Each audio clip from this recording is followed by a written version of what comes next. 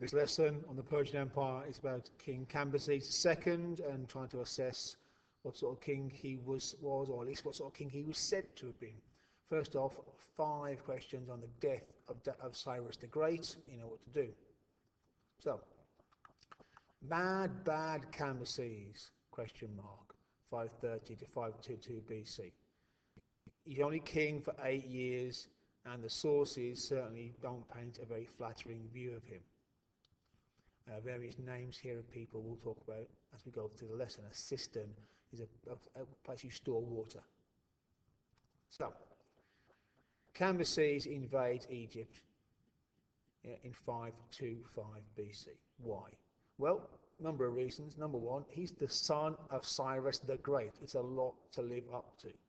His father has created this massive empire. He may well feel he needs to add to it, and certainly Egypt is the best place, it's the richest place in the world that he hasn't already got to attack. Plus he may have felt threatened by it. Maybe if he hadn't attacked Egypt, Egypt would have attacked him. And he waits, he attacks in 525 because they'd had quite a strong king, Pharaoh Cambyses.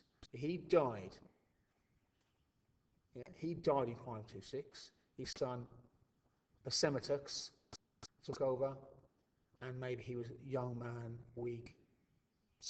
Cambyses decided this is a good time. Right. What problems did he need to solve before he could attack? The problem with attacking ancient Egypt is that ancient Egypt is a natural fortress. Egypt is this green bit. Desert all around it, sea to the north.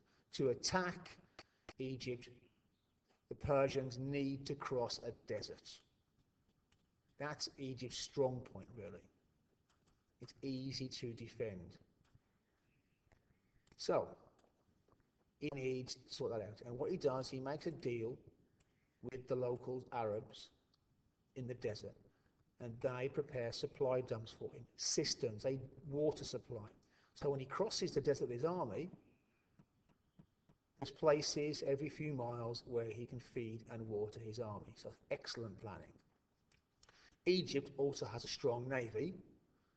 The Persians don't have any navy. But in the Persian Empire are the Phoenicians, and for the first time, a Persian king, Cambyses, gets the Phoenicians to fight with him, along with a guy called Polypotes, who's the tyrant of Samos. And between them, they have a much now larger fleet of ships than the Egyptians. So the invasion goes by land and sea, the first time the Persians have done this. So, from a military point of view, Cambyses is no hick, he's no yahoo. How did the invasion go? Very smoothly. The Persian army and navy invades, they win a battle at Pelusium and take control of the country fairly straightforwardly.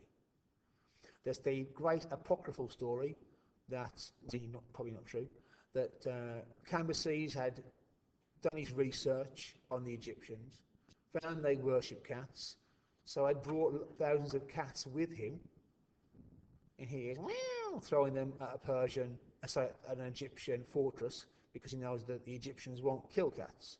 The also story is his men attach cats to their shields so the Egyptians wouldn't fight them. Probably not true, great story though. But the point is, the invasion of Egypt went very smoothly. The Persians, Cambyses, conquered Egypt. But the main thing we know about him, the reason he's in the story really, is because what happens to him after he takes over Egypt.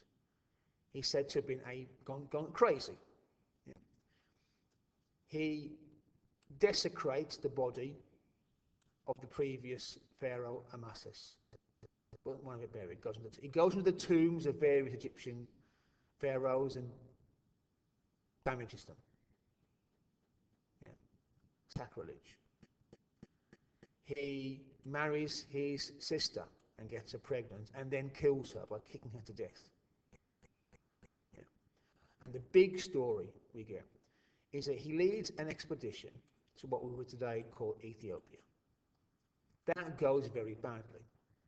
his army has to retreat because they run out of supplies. They have to eat each other. Cannibalism. And as he arrives back in Egypt, the Egyptians are having a party. They're having a festival. They believe their main god, Ptah,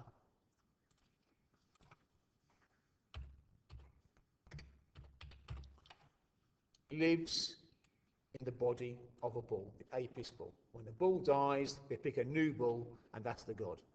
The old bulls died, they picked a new bull, they're having a big ceremony.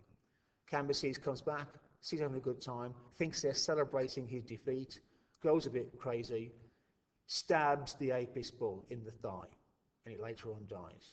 Cambyses laughs at all this.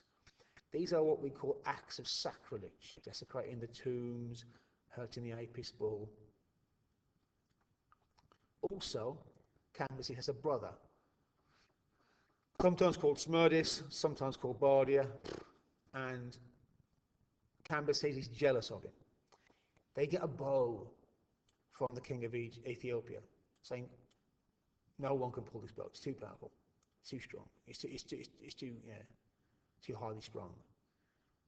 Cambyses can't use it, but his brother can.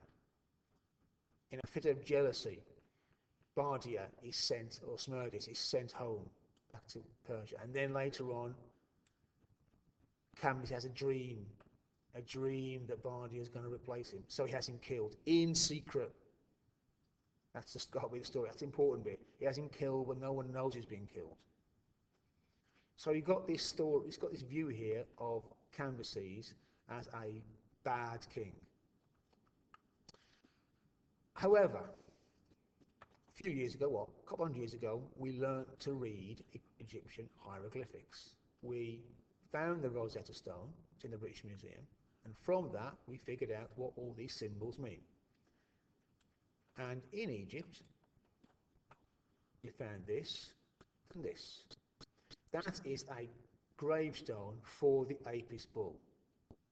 And it mentions, if you read it here, how Cambyses had this done.